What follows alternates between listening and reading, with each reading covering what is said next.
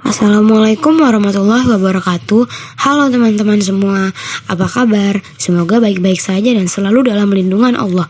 Kami dari kelompok 3 akan membahas dan mempresentasikan mengenai teori sosial kognitif dan kaitannya dalam memahami perilaku manusia. Kelompok kami terdiri dari Andini Salsabila, Aulia Apriliani, ada Zulfiana Nur, ada Nur Sifa, ada Tesla Fikriyah, dan ada Rizaldi Ahmad Gifari.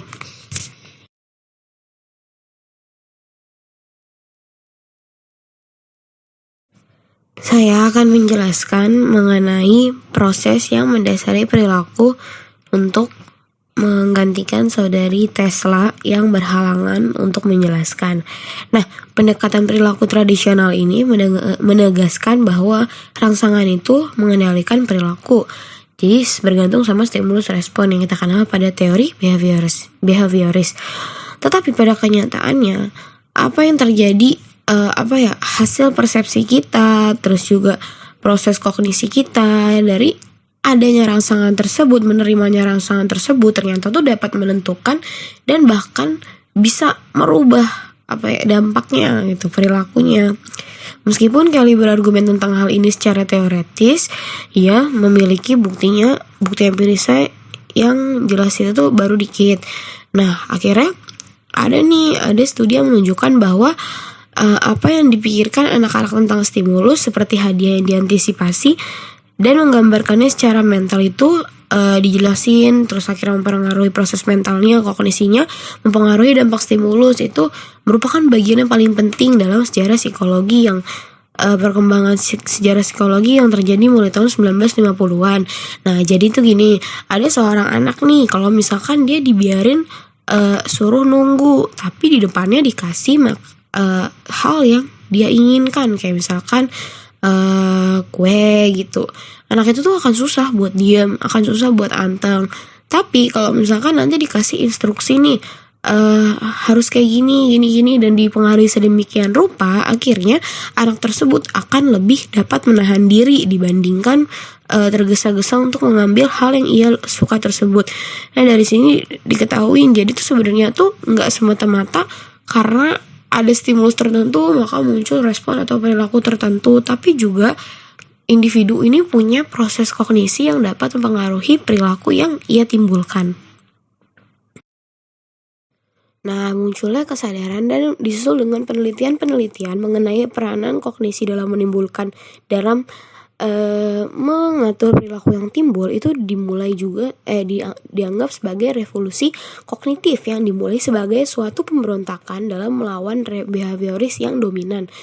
Nah, behavioris itu kan seperti yang kita ketahui ya, dia tuh sangat bersikeras bahwa ya psikologi disebut ilmiah itu tuh hanya bisa memungkinkan kalau emang kita fokus sama rangsangan dan respon yang mungkin diamati.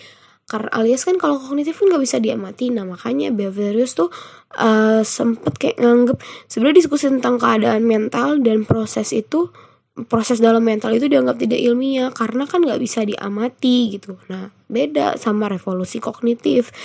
Kalau revolusi kognitif itu kan dia bilang memang ada loh yang hal yang tidak bisa kita lihat yang mempengaruhi hal yang bisa kita lihat gitu ibaratnya.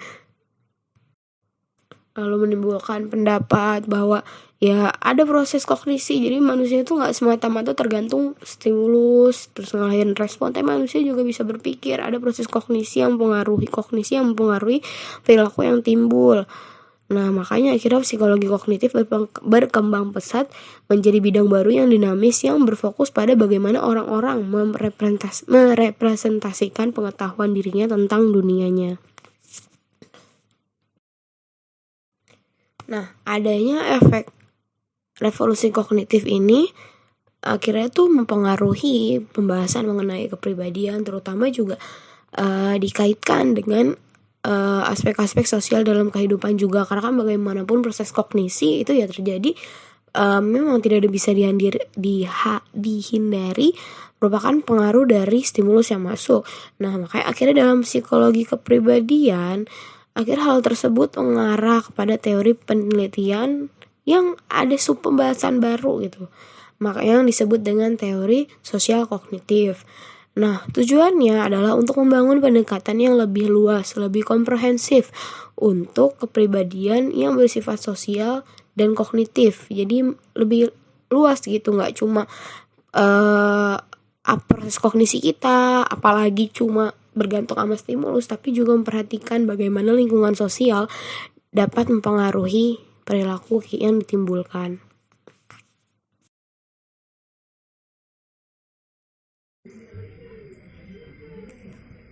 Saya Nursifa Waningsih, saya akan menjelaskan tentang perilaku observational learning. Perilaku observational learning ini dikemukakan oleh Albert Bandura. Bandura selama lebih dari 4 dekade telah melakukan analisis pembelajaran observasional dan relevansinya dengan kepribadian. Hasilnya, banyak pembelajaran manusia tergantung pada pengamatan jenis ini daripada penguatan langsung untuk tindakan tertentu seperti yang kita sebut dengan reinforcement. Perilaku observational learning disebut juga dengan pemodelan. Pemodelan adalah jenis pembelajaran yang terjadi tanpa si pelajar menerima penguatan eksternal secara langsung. Pembelajaran observasional terjadi ketika orang menonton orang lain atau ketika mereka memperhatikan lingkungannya, peristiwa fisik, atau simbol seperti kata dan gambar. Misalnya, hanya dengan menonton televisi, kita dapat belajar cara bagaimana membunuh seseorang dilakukan tanpa kita perlu melakukannya.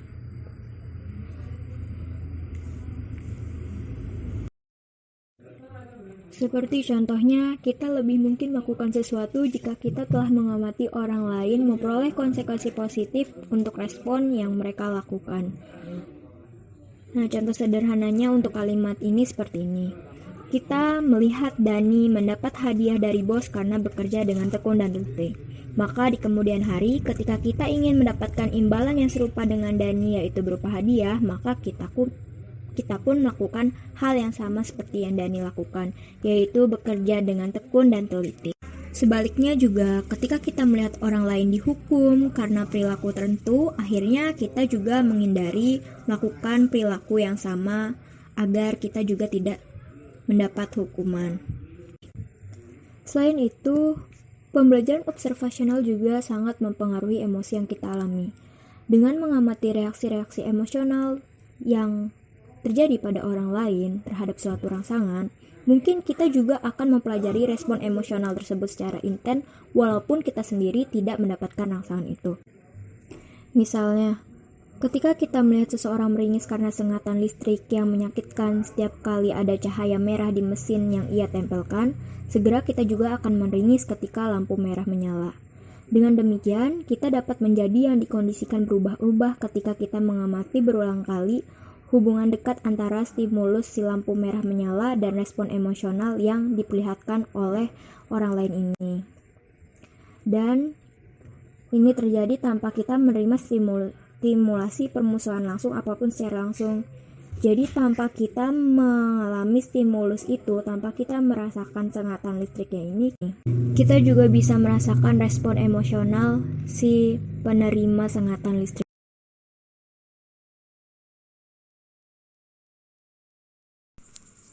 Saya Ulia Priliani menjelaskan tentang social cognitive person variable. Seperti yang kita tahu, social kognitif itu bagaimana kita berpikir mengenai seseorang. Dalam pembahasan ini, untuk menangkap perbedaan individu dalam representasi psikologis ini, Michel mengidentifikasi serangkaian variabel psikologis sosial kognitif seseorang.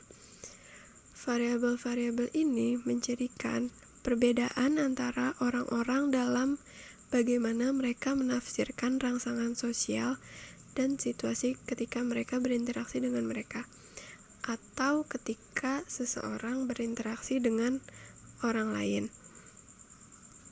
Variabel orang di sini meliputi yang pertama pengkodaan dari situasi tertentu yang dialami orang tersebut, lalu harapan dan keyakinan, mempengaruhi perasaan dan emosi, nilai dan tujuan subjektif, serta kompetensi dan strategi pengaturan diri yang kemudian menjadi aktif.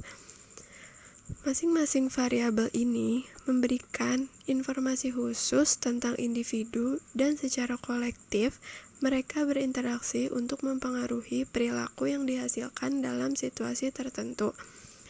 Yang selanjutnya akan dibahas di slide berikutnya.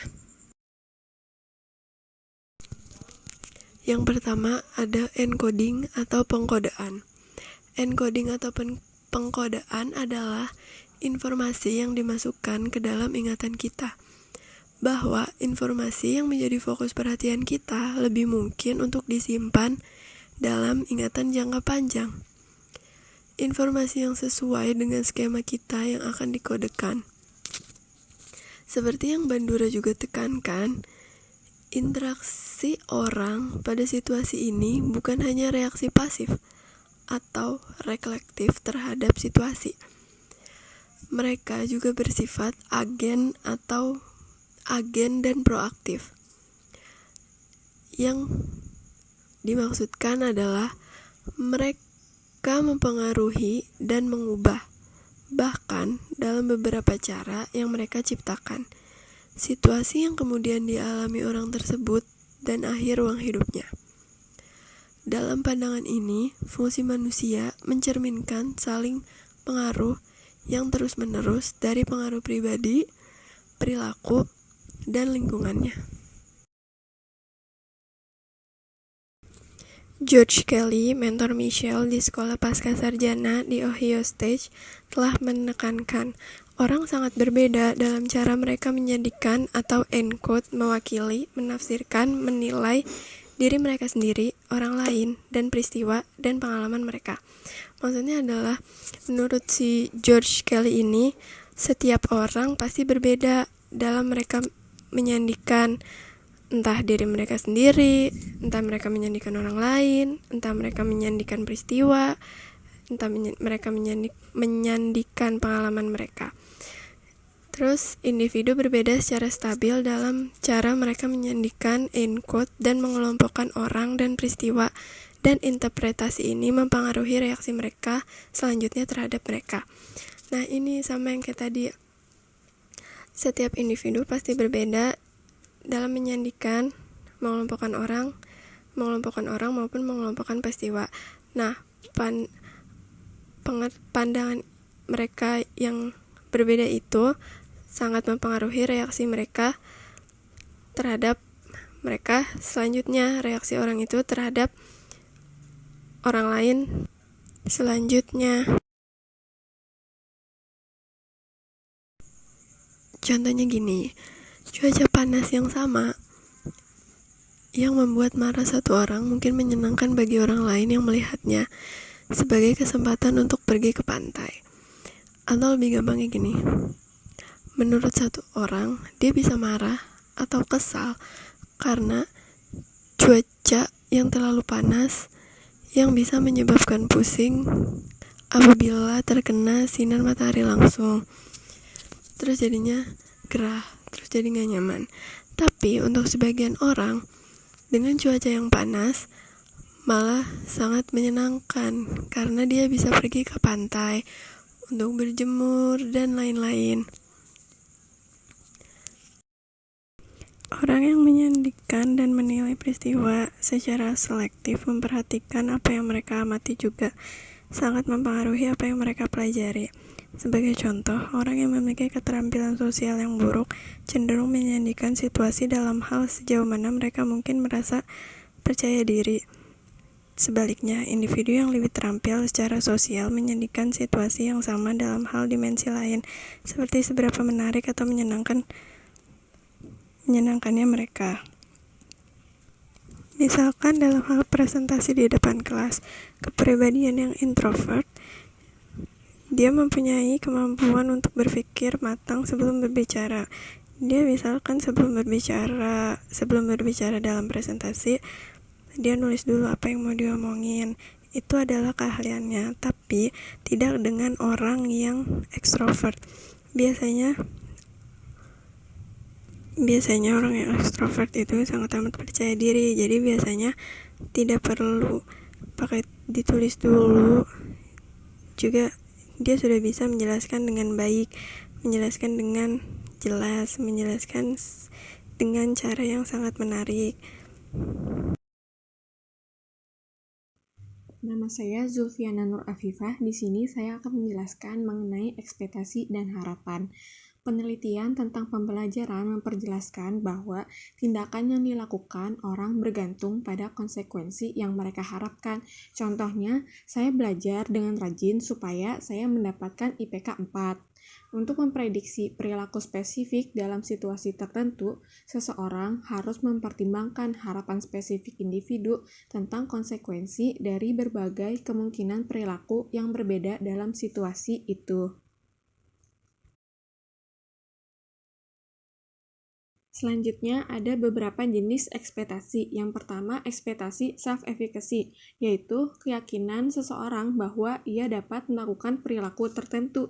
Contohnya, saya yakin bahwa saya akan lulus ujian karena saya belajar dengan giat. Nah, ekspektasi ini memprediksi dengan akurat sesuai kemampuan aktual seseorang untuk melakukan suatu tindakan yang relevan. Nah, selanjutnya ada jenis ekspektasi yang lain, yaitu ekspektasi perilaku hasil. Nah, ini tuh mewakili hubungan yang diharapkan jika maka antara alternatif perilaku dan hasil yang diperkirakan dalam situasi tertentu. Contohnya ini, misalnya, jika saya belajar dengan giat, maka saya akan lulus ujian.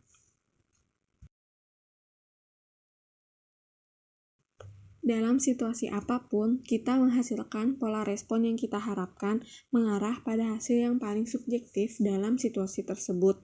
Dengan tidak adanya informasi baru tentang ekspektasi perilaku hasil dalam situasi apapun, perilaku akan bergantung pada ekspektasi perilaku hasil sebelumnya dalam situasi yang sama. Jika kita tahu persis apa yang kita harapkan dalam situasi baru, misalnya wawancara kerja pertama, kita akan dibimbing oleh harapan kita sebelumnya berdasarkan pengalaman dalam situasi yang serupa di masa lalu. Contohnya, saya harus mendapatkan nilai yang bagus di UAS sekarang karena di UTS kemarin saya mendapatkan nilai yang jelek. Nah, karena situasi yang sama ini, jadi saya menggunakan ekspektasi perilaku hasil di masa yang kemarin atau di sebelumnya. Selanjutnya ada effects atau pengaruh. Apa yang kita rasakan, pengaruh dan emosi kita secara mendalam ini mempengaruhi aspek perilaku lainnya. Nah, pengaruh juga berdampak pada upaya seseorang dalam pengaturan diri dan juga dalam tujuan pengajaran atau goals seseorang itu. Nah, seperti yang dikatakan Smith dan Lazarus pada tahun 1990, segala sesuatu yang menyiratkan konsekuensi penting, berbahaya, atau menguntungkan bagi individu dapat memicu reaksi emosional. Misalnya, ketika seseorang merasa buruk atau sedih yang disebut sebagai keadaan afektif negatif dan juga sekaligus ia mendapatkan umpan balik negatif tentang kinerjanya, misalnya dia mendapatkan hasil skor tes yang mengecewakan, nah maka kemudian ia akan mudah untuk mengalami yang namanya demoralisasi atau kerusakan moral dan menginterpretasikan umpan balik tersebut secara berlebihan sehingga menghasilkan depresi pada dirinya. Reaksi afektif terhadap fitur situasi seperti wajah dapat terjadi secara segera dan secara otomatis di luar kesadaran kita. Contohnya, misalnya ketika kita lagi sedih, otomatis ini wajah dan raut muka kita ini akan mesem sedih kayak gitu. Nah, selanjutnya, reaksi emosional ini pada gilirannya dapat memicu kognisi dan perilaku seseorang. Misalnya, ketika seseorang tersebut lagi marah. Nah, memungkinkan seseorang tersebut ini tidak bisa berpikir secara rasional dan juga mempengaruhi perilaku orang tersebut karena reaksi emosional pada orang tersebut. Keadaan afektif dan suasana hati yang dialami mudah dipengaruhi oleh faktor situasional, bahkan oleh peristiwa sederhana seperti menemukan koin di jalan. Nah, contohnya ini misalnya ketika bertemu dengan teman kita yang sedang sensi, kemudian kita menyapa dan dia nggak jawab. Nah, otomatis ini suasana hati kita tuh kayak kok kayak gini, kok jutek banget sih nggak jawab kayak gitu. Nah itu tuh mempengaruhi suasana kita. Nah terus juga apa yang kita rasakan ini juga mencerminkan perbedaan individu yang stabil yang memungkinkan terkait dengan temperamen dan biologi seseorang. Jadi setiap individu ini beda gitu merespon apa yang dirasakannya, karena temperamen seseorang juga kan berbeda-beda seperti itu. Assalamualaikum warahmatullahi wabarakatuh. Nama saya Rizaldi Ahmad Ghifari. Sekarang kita masuk ke materi goals and value atau tujuan dan nilai. Yang dimaksud goals and value adalah suatu hal yang mendorong dan membimbing proyek atau rencana jangka panjang yang dikejar oleh seseorang, situasi dan hasil yang mereka cari atau mereka inginkan, dan reaksi yang mereka hasilkan terhadap diri mereka sendiri dari goals and values tersebut. Jadi, goals and values yang dimaksud di sini adalah suatu hal yang membantu atau membimbing seseorang dalam merencanakan tujuan jangka panjang dengan hasil dan situasi yang mereka inginkan. Goals mempengaruhi apa yang dihargai, dan value juga mempengaruhi kinerja untuk mencapai tujuan tersebut.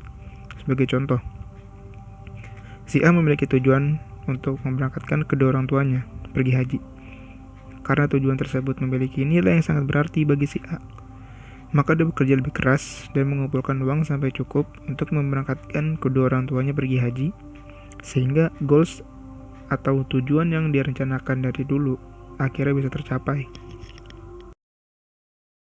Oke, selanjutnya masih dalam materi yang sama. Dalam buku Michel yang dikutip dari tulisan Router, ia memberikan sebuah contoh.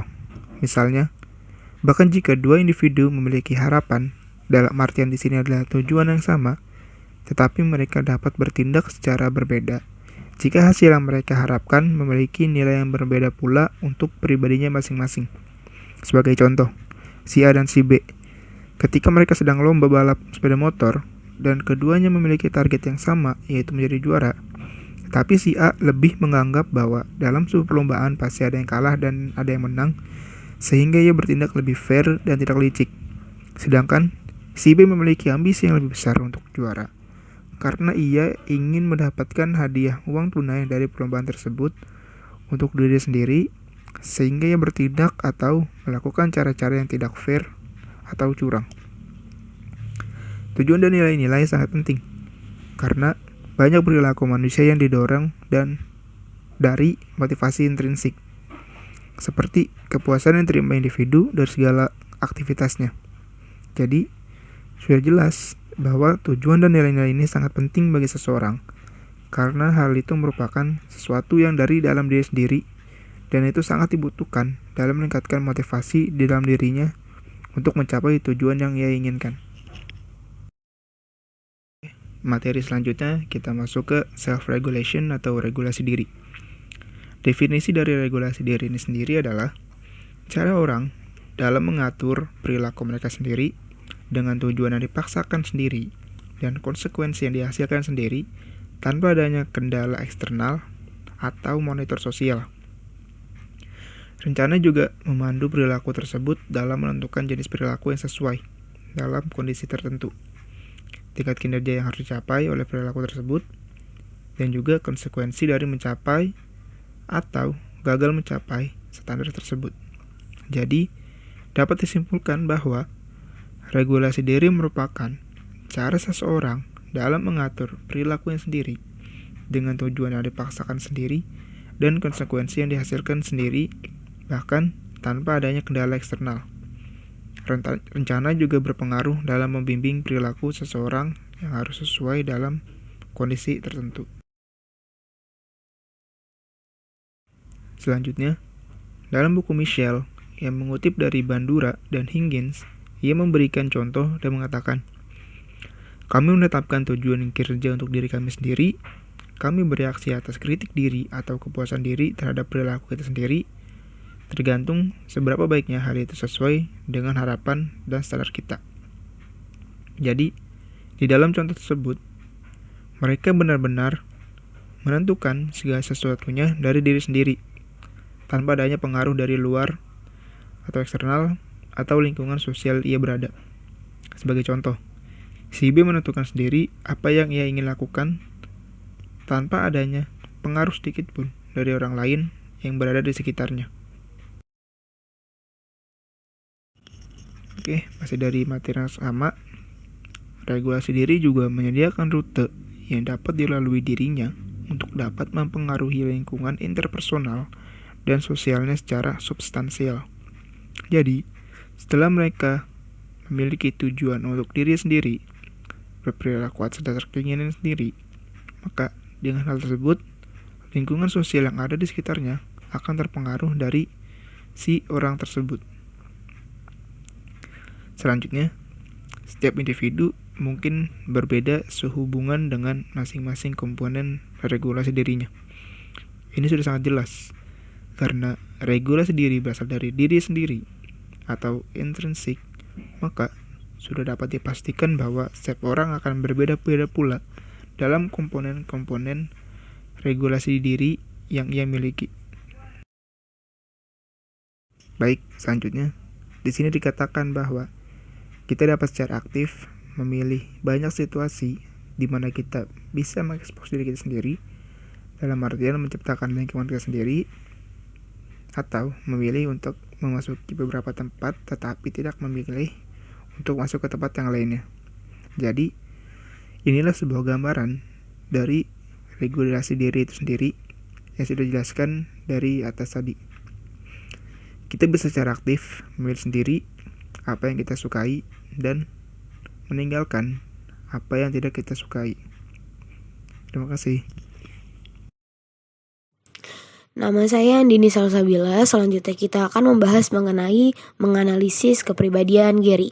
Nah, Michelle dalam bukunya memaparkan mengenai The Cognitive Affective Personality System atau teori sistem kepribadian kognitif afektif, di mana teori ini berfokus pada cara atau bagaimana person variable ini sedemikian rupa saling berinteraksi, saling terorganisir dalam diri individu.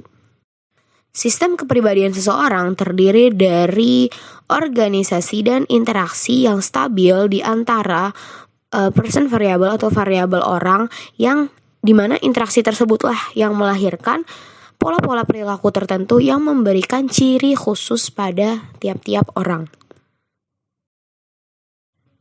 Nah, pemrosesan kepribadian yang terdiri dari proses-proses yang stabil antara pikiran, perasaan, atau person variable lainnya itu akan mendorong munculnya perilaku, tapi itu tergantung juga pada situasi-situasi dan keadaan-keadaan tertentu. Nah, ini tuh bersifat stabil, kayak misalnya kestabilan antara pola if then personality signature. Misalnya nih, kayak misalnya contohnya Gary. Jika Gary memandang dirinya ditolak oleh orang lain, dia akan memikirkan mengenai pengabaian, ia merasa panik, ia merasa marah, kecewa, dan menampilkan sifat-sifat atau perilaku-perilaku negatif lainnya. Tetapi sebaliknya, jika Gary merasa dirinya akan diterima atau diapresiasi orang lain, maka ia akan menampilkan perilaku-perilaku positif. Jadi dapat disimpulkan bahwa memang ada suatu pola yang stabil di antara if then personality signature ini. Jadi sangat tergantung ya, perilaku itu tergantung pada situasi tertentu. Oleh karena itu, implikasinya pendekatan kognitif sosial ini, jika ingin melakukan pengukuran kepribadian secara nyata ini, harus memperhatikan secara khusus. Maksudnya gimana? Karena perilaku itu muncul tergantung pada situasinya, maka kita harus memperhatikan secara khusus gitu sehari-hari, nggak bisa digeneralisir. Kita harus tahu situasi seperti apa yang dapat menimbulkan perilaku seperti apa, atau perilaku seperti apa yang timbul pada situasi seperti apa. Jadi pada subbab ini kita akan membahas analisis ini dikaitkan pada diri Gary.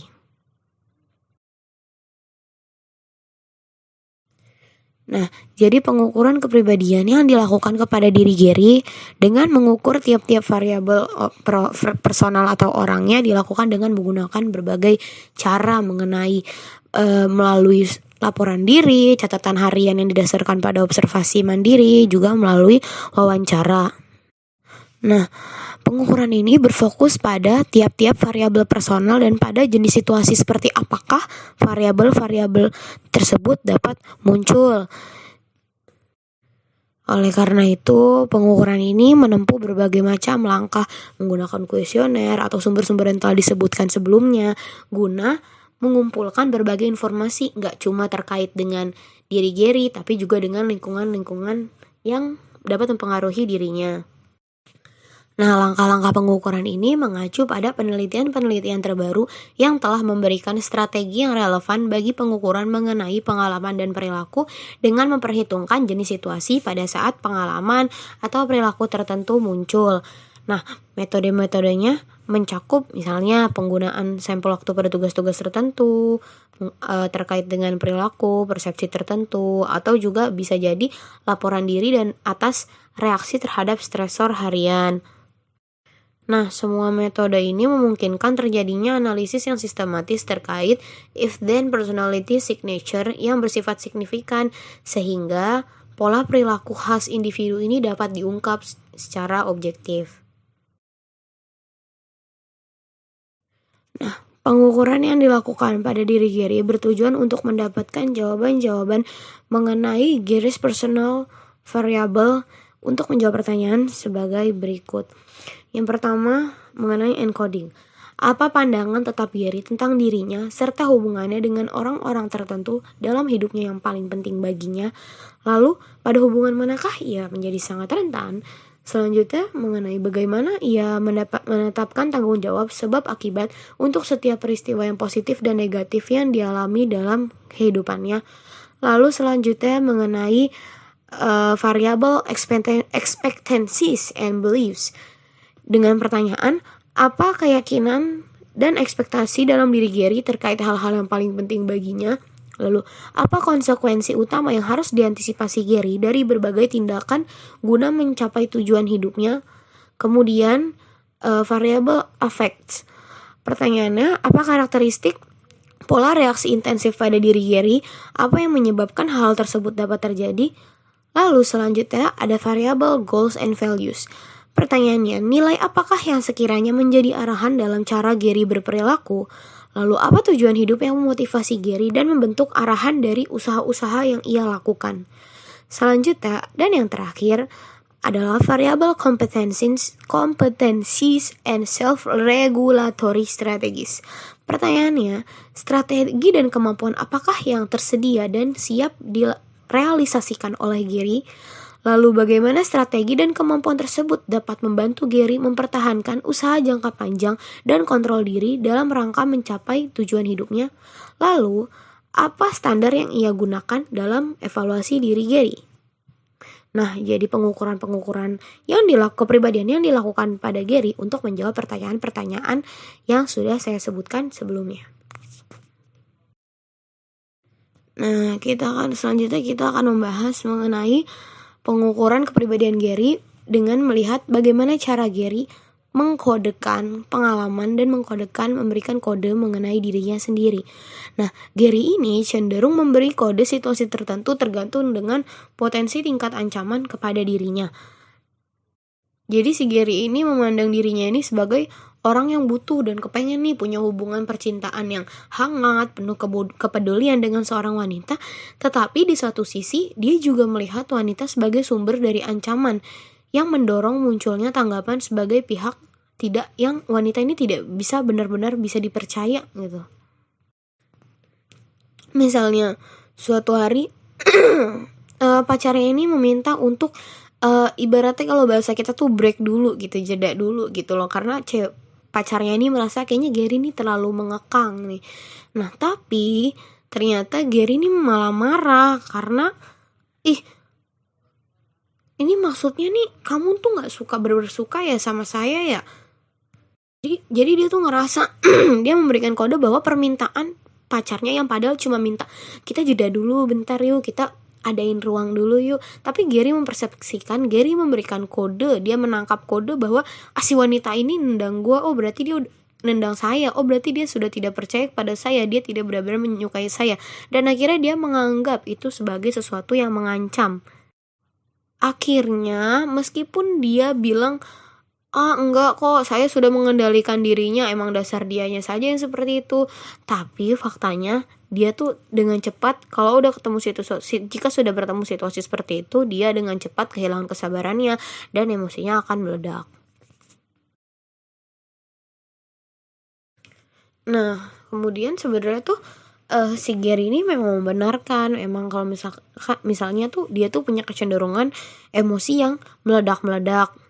Tapi dia tuh menganggap ledakan amarahnya ini ya merupakan hasil yang nggak bisa dihindari. Ini tuh ya karena pacarnya aja nih kurang perhatian, kurang simpati. Jadi tuh dia memandang ledakan amarahnya yang tidak terkendali ini dia hubungin sama keinginan dia hubungkan dengan nih pacar saya aja nggak pedulian. Terus juga dihubungin lagi sama katanya dia berkata emosi saya nih yang meledak-ledak nih merupakan keturunan dari ayah saya yang akhirnya malah membebaskan dirinya dari tanggung jawab. Nah, selanjutnya mengenai pengkodean Gary terhadap dirinya sendiri. Nah, Gary ini sebenarnya memandang dirinya sebagai orang yang lihai, yang memiliki kemampuan analitik yang tinggi, yang mampu bertahan dengan gigih dalam mengejar tujuan kerjanya. Nah, dia juga sangat peka terhadap reaksi orang lain. Nah, Gary ini sering menilai rendah banyak pencapaian hasil-hasil kinerjanya, terutama dalam bentuk verbal. Nah, tapi dia tuh sebenarnya punya kemampuan yang tinggi pada kemampuan kuantitatif. Nah, pada cakupan hal yang kuantitatif, dia ini memiliki penilaian yang sesuai dengan pencapaiannya. Jadi dia sesuai gitu penilaian. Kalau verbal kan dia kayak merendahkan diri, maksudnya gimana ya, kayak menilai hasil kerjanya tuh lebih rendah gitu loh. Tapi di bidang kuantitatif juga dia selain dia dengan tepat menilai dirinya berbakat, malah seringkali dia terlalu membesar-besarkan penilaian dirinya sendiri gitu. Nah, jadi mengenai pengkodean terhadap diri sendiri jelas ya tergantung banget sama situasi. Kalau dihadapin verbal, Gary langsung menimbulkan ibaratnya if verbal situation, then-nya Gary menilai rendah pencapaian dirinya. Nah, kalau if-nya kuantitatif condition, nanti then-nya Gary akan dengan cepat menilai dirinya berbakat. Jadi sangat tergantung penilaian diri Gary ini tergantung banget sama situasinya. Nah, selanjutnya affect and distress reaction.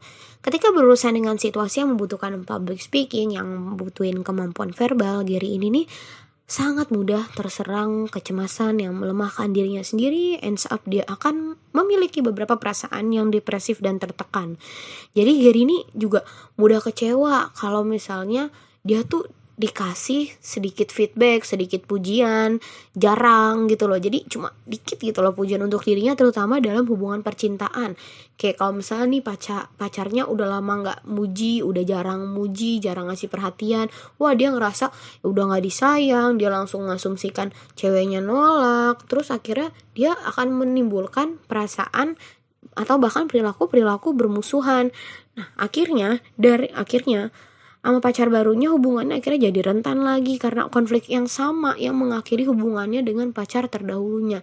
Jadi diawali dengan afeksi tertentu itu tuh bisa memicu juga afeksi atau dia berperan sebagai if-nya ya, itu bisa memicu perilaku tertentu. Kayak misalnya di sini di kasusnya Gary, kalau kurang dikasih perhatian dia langsung mikir enggak, akhirnya memunculkan perilaku yang destruktif baik untuk diri Gary sendiri atau untuk orang lain.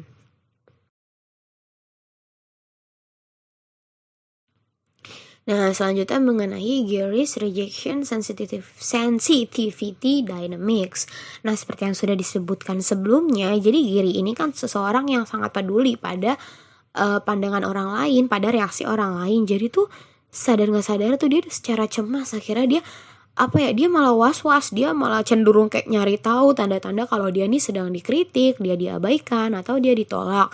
Nah, jadi tuh dia dengan mudah menafsirkan peristiwa yang ambigu, kayak ambigu sebagai sengaja nih orang nih nolak saya, mau nyakitin saya gitu. Misalnya nih kayak misalkan pacarnya sekilas kurang memperhatikan dia karena perhatian pacarnya teralihkan pada hal lain.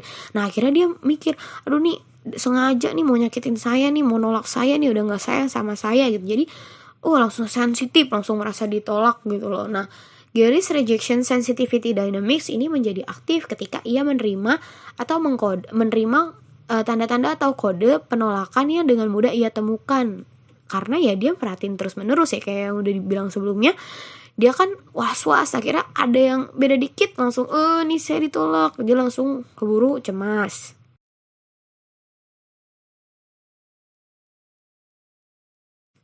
Nah ini misalnya ini apa ya bahasanya? Oh, bagan dinamika sensitivitas penolakan dalam diri Gary. Jadi pertama diawali dengan tanda-tanda adanya penolakan, kayak misalkan dikritik sama pacarnya. Oh, akhirnya dia cemas. Aduh, takutnya ditolak. Aduh, pacar saya udah nggak sayang nih. Dan akhirnya menimbulkan nih, udah merasa disakiti, udah gitu munculnya persepsi semakin gede nih persepsinya. Aduh, saya kayaknya ditolak gini gini gini. Akhirnya mulai nih muncul prasangka, penolakan, terus juga udah mulai takut, perasaan-perasaan yang negatif. Nah, sebenarnya pada tahap ini, jika Gary mampu mengaktifkan komponen self standards atau standar diri sama self regulatory skills, Gary ini akan dapat mengontrol kemarahannya dan akhirnya bisa ini loh, jadi nggak pecah gitu loh, lebih stabil, nggak meledak-ledak. Tapi sayangnya saudara Gary tidaklah mengaktifkan self standards dan self regulatory dia, dan akhirnya karena di skip nih tahapan penting ini, akhirnya saudara Gary menjadi lebih tertekan, terus akhirnya semakin marahnya semakin siap untuk meledak, akhirnya terrealisasikan melalui sikap dan perilakunya, dan akhirnya yang karena terrealisasi dalam perilakunya, dia akhirnya barbar, dia marah. Yang tadinya ibaratnya cuma dia suuzon, pacarnya marah sama dia, nolak dia, akhirnya kan beneran dong, kayak tadinya Gary kan suuzon, ini cewek saya nih nolak saya nih, tapi karena kebanyakan suuzon akhirnya tanpa disadari akhirnya mempengaruhi atau melahirkan perilaku yang membuat si ceweknya kesal beneran, ya akhirnya realisasi, maka terrealisasi penolakan yang ia takutkan, dan akhirnya ya udah gitu aja gitu, jadi muter terus gitu. Siklus kehancuran hubungan Gary akan terulang kembali karena dia seujon sama pacarnya, akhirnya melahirkan sifat destruktif, akhirnya pacarnya beneran marah, ya putus lagi, gitu aja terus. Jadi selama dia tidak mengaktifkan self standards dan self regulatory skills, ya ini akan terus berulang.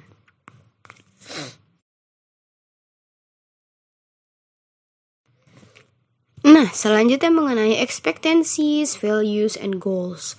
Awalnya Gary ini mencoba untuk menampilkan kepercayaan diri sebagaimana yang diharapkan ada dalam diri seorang mahasiswa jurusan bisnis yang ambisius gitu loh. Jadi wow banget. Tapi ternyata dalam penyelidikan lebih lanjut, ternyata ia nih punya banyak keraguan dalam dirinya. Ya bisa dibilang satu-satunya pengecualian keraguan dalam dirinya tuh ya cuma yang mengenai hal-hal kuantitatif yang telah disebutkan sebelumnya. Jadi memang percaya diri dan memang memiliki kemampuan pada bidang kuantitatif. Lalu kebanyakan tujuan Gary, meskipun dia nih berada di sekolah bisnis, kan biasanya orang-orang yang sekolah bisnis yang suka berinteraksi dengan orang lain dan lain sebagainya, tapi justru Gary ini mengarah pada penghindaran terhadap respon negatif dari orang lain. Jadi dia nih takut banget sama respon orang lain, dibanding fokus pada pencapaian tujuan yang termotivasi dari kepuasan intrinsik untuk menguasai suatu tujuan, mencapai suatu tujuan tersebut. Gary ini malah bukan fokus kepada pencapaian tujuan tersebut, tapi malah fokus sama kekhawatiran tentang reaksi evaluatif orang lain, terutama teman-teman kuliah lainnya. Dan akhirnya dia nih berorientasi untuk mencegah dirinya terluka. Dia malah cemas, dia malah akhirnya tertekan pada prospek hubungan percintaan dengan wanita.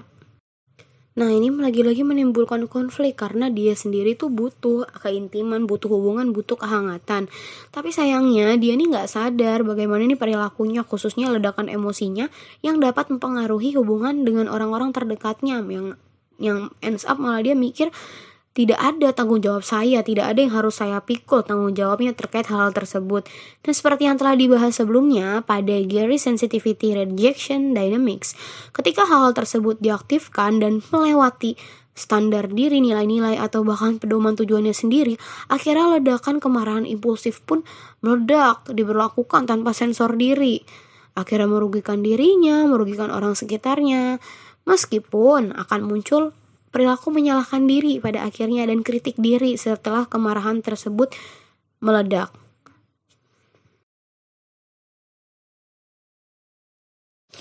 Nah, pembahasan mengenai kasus Gary tersebut menggambarkan secara konkret bagaimana sistem kognitif, afektif, atau kognitif dan juga kognitif sosial dalam kepribadian bekerja. Kesimpulannya, dalam teori kognitif sosial maupun dalam teori kognitif afektif personality system, sistem-sistem yang terlibat dalam kepribadian saling berinteraksi secara terus-menerus, secara dinamis dengan lingkungan sosial sesuai dengan fungsinya. Nah, interaksi dengan dunia luar melibatkan proses interaksi dua arah yang ditunjukkan dengan if their personality signature. Jadi tergantung dengan lingkungan, perilaku muncul tergantung pada situasinya. Kayak misalnya contoh Gary merespon pacarnya menginterpretasikan keinginan pacarnya sebagai penolakan. Akhirnya Gary bereaksi dengan rasa sakit, pembalasan, amarah, justru mendorong merealisasikan penolakan yang sebenarnya terhadap Gary, padahal sebenarnya itu nggak ada. Pada akhirnya ekspektasi Gary atas pengabaian memang benar, tetapi dia sendiri yang berperan dalam membentuk hasil tersebut dengan perilakunya sendiri.